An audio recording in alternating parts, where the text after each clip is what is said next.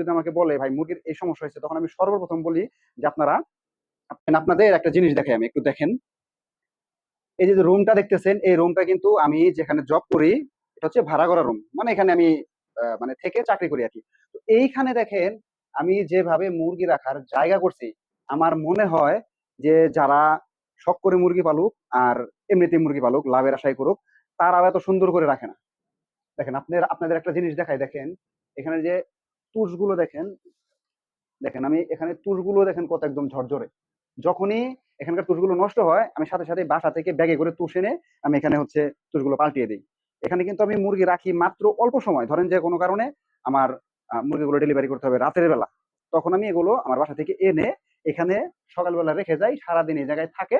রাত্রেবেলা এসে আমি হচ্ছে যেখানে জব করি এখানে মানে বিভিন্ন জায়গায় পাঠানো খুবই ইজি।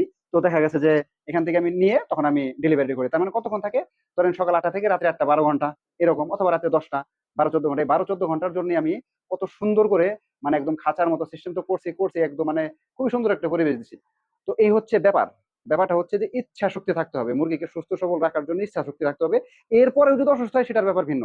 আমার যে মুরগি অসুস্থ না তা কিন্তু না, অনেক সময় বহু বাচ্চা অসুস্থ হয়ে যায়, এমন আছে এক বাচ্চা সব বাচ্চা অসুস্থ হয়ে যায়, এরকমের হয়। এগুলো হচ্ছে আল্লাহ জীবিত জিনিসকে অসুখ বিসুখ দিবে, রোগ বাড়ি দিবে, এটা স্বাভাবিক। কিন্তু আমাদের কিন্তু প্রচেষ্টা থাকতে হবে, প্রচেষ্টা যদি না থাকে তাহলে হবে না। অনেককেই দেখি যে কাঠের গুঁড়ি ব্যবহার করেন, গুঁড়ির এমন অবস্থা, মানে অনেকে আছে অসুস্থ মুরগির ভিডিও দেয়। আমি আপনি একটা জিনিস খেয়াল করবেন যে আমি যত মানুষকে টুকটাক পরামর্শ দেই, কেউ যদি আমাকে বলে ভাই মুরগির এই সমস্যা হয়েছে, তখন আমি সর্বপ্রথম বলি যে আপনি যে জায়গায় রাখছেন ওই খাঁচা সহ একটা ভিডিও দেন।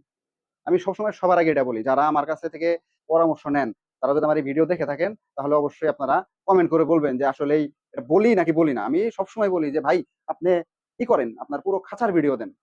পরিবেশ হচ্ছে বড় কথা, যদি পরিবেশ ঠিক না থাকে তাহলে আসলে হাজার ওষুধপত্র খাবে কোনো লাভ হয় না। এই কারণে আসলে এটা বলা। তো আপনারা সবসময় চেষ্টা করবেন মুরগিকে একদম সুন্দর, মানে আপনি একটা জিনিস চিন্তা করেন, একটা বাথরুমে যে যেমন এটা মনে করেন বাথরুম, আপনাকে যদি বাথরুমে যদি ঘন্টার পর ঘন্টা রাইখা দেওয়া হয় আপনার কেমন লাগবে? হয়তো 1 ঘন্টা 2 ঘন্টা 3 ঘন্টা ভালো লাগবে, এরপরেই তো আপনার অবস্থা খারাপ হয়ে যাবে। তো মুরগির ক্ষেত্রে এরকমের, যখন মুরগিকে আপনি একটু ভালো পরিবেশ দিবেন তখন ওর থাকতে এমনি ভালো লাগবে। মানুষের অসুস্থতা 50% সুস্থ হয়ে যায় তার মানসিক শক্তি থেকেই। তো একটা মুরগি যদি মনে করে যে ভাই আমি এমন একটা জায়গায় আছি যে আমি থাকলেই মারা যাবো, তখন তো ওর এমনিতেই ওর অবস্থা খারাপ হয়ে যাবে। তো এই হচ্ছে ব্যাপার।